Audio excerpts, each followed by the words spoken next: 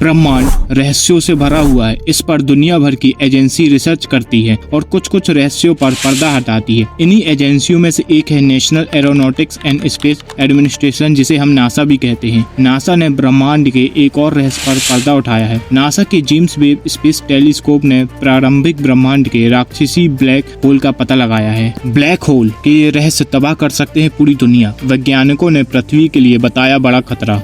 Black hole को जानने के लिए वैज्ञानिक अपनी उम्र के सालों खर्च कर देते हैं, मगर फिर भी ब्लैक होल की गुत्थी को सुलझाना इतना आसान नहीं। इस काले साए के अंदर कुछ ऐसी शक्तियां हैं जो अच्छों की नींद उड़ाकर रख देता है। कई लोगों ने इसे धरती के विनाश का कारण भी बताया है। ब्लैक होल से जुड़ी मार्केट में कई मान्यताएं काफी प्रचलित हैं, जैसे कि कुछ लोगों का मानना है कि ब्लैक होल के उस पार दूसरी दुनिया है जहाँ पर हमारे जैसे ही लोग रहते होंगे। वहीं कुछ लोग कहते हैं कि ब्लैक होल के उस पार सिर्फ अंधेरा और असीमित मात्रा में ग्रेविटी है जो हर चीज को अपने अंदर समा सकती है। ब्रह्मांड में एक अकेला भटकता ब्लैक होल सुनने में जितना अजीब है, हकीकत में उतना ही हैरत अंगेज भी है। वैज्ञानिकों ने पहली बार एक ऐसे ब्लैक होल की पुष्टि की है जो ब्रह्मांड में बिना किसी साथी के साथ दौड़ रहा है। यह अकेला ब्लैक होल लगभग 4958 प्रकाश वर्ष दूर है। इसकी स्पीड 51 किलोमीटर प्रति सेकेंड है। यह लगभग 7 सूर्यों के बराबर भारी है। ब्लैक होल आमतौर पर अकेले नहीं होते हैं। ज्यादातर ब्लैक होल या तो किसी तारे के साथ बंधे होते हैं या फिर दूसरे ब्लैक होल के साथ मिलकर ग्रेविटी तरंगे पैदा करते हैं। लेकिन इसे ब्लैक होल ने अपनी मौजूदगी किसी साथी के जरिए नहीं बल्कि ग्रेविटी माइक्रोक्लोजिंग के जरिए दर्ज कराई। इसकी जबरदस्त ग्रेविटी ने एक बार बैकग्राउंड स्टार की रोशनी को मोड़ा और कुछ समय के लिए उस तारे की स्थिति को बदल दिया। यही इशारा था कि वहाँ कुछ अदृश्य और बेहद शक्तिशाली मौजूद था।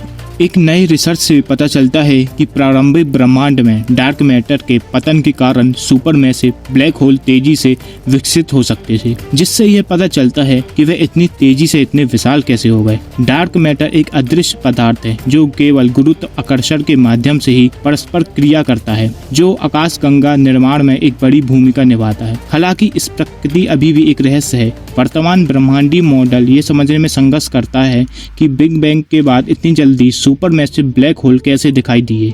दोस्तों, सबसे पहले हम ये जानेंगे कि ब्लैक होल होता क्या है, वो कैसे काम करते हो, किस तरह से बनता है। चलिए बात करते हैं ब्लैक होल के बारे में। ब्लैक होल अंतरिक्ष में वह जगह है जहाँ गुरुत्वाकर्षण इतना मजबूत होता है कि प्रकाश भी बाहर नहीं निकल सकता। ब्लैक होल तब बनते हैं जब बहुत बड़े तारे अपने जीवन के अंत में ढह जाते हैं। तारे का द्रव्यमान एक छोटे से स्थान पर केंद्रित हो जाता है, जिससे गुरुत्वाकर्षण खिंचाव बहुत मजबूत हो जाता है। तो चलिए बताते हैं आपको कि ब्लैक होल कैसे बनता है। तारकीय ब्लैक होल विशाल तारों के मरने के बाद उनके ग्रेविटी पतन से बनती है। जब एक तारा अपना परमाणु ईंधन समाप्त कर लेता है तो उसका कोर दह जाता है। यदि तारे का द्रव्यमान पर्याप्त है तो यह पतन एक ब्लैक होल बनाता है। सुपरमैसिव ब्लैक होल के गठन के बारे में कई तरह के सिद्धांत हैं। एक सिद्धांत यह है कि वह कई छोटे ब्लैक होल के विलय से बनते हैं। दूसरा सिद्धांत यह है कि युवा आकाश गंगाओं के केंद्रों से गैस के विशाल बादलों के सीधे पतन से बनते हैं। वहीं मध्यवर्ती द्रव्यमान ब्लैक होल कैसे बनते हैं, यह अभी भी एक शोध का विषय है। माना जाता है कि वे तारकीय ब्लैक होल के विलय या घने तारकीय समूह के तारों के टकराव से बन सकते हैं। प्राइमर्डियल ब्लैक होल के बारे में माना जाता है कि बिग बैंग के तुरंत के बाद ब्रह्मांड के अत्यधिक गर्म और घने अवस्था में बने थे। आखिर ब्लैक होल का पता कैसे चलता है? चूंकि ब्लैक होल से प्रकाश भी नहीं निकल सकता है, इसलिए उन्हें सीधे देखना संभव नहीं। हालांकि वैज्ञानिक उनके आसपास की वस्तुओं पर उनकी ग्रेविटी के प्रभाव का अध्ययन करके उनका पता लगा सकते हैं। उदाहरण के लिए, यदि कोई तारा किसी अदृश्य वस्तु की परिक्रमा कर रहा हो और उस वस्तु का द्रव्यमान बहुत अधिक है तो यह एक ब्लैक होल हो सकता है।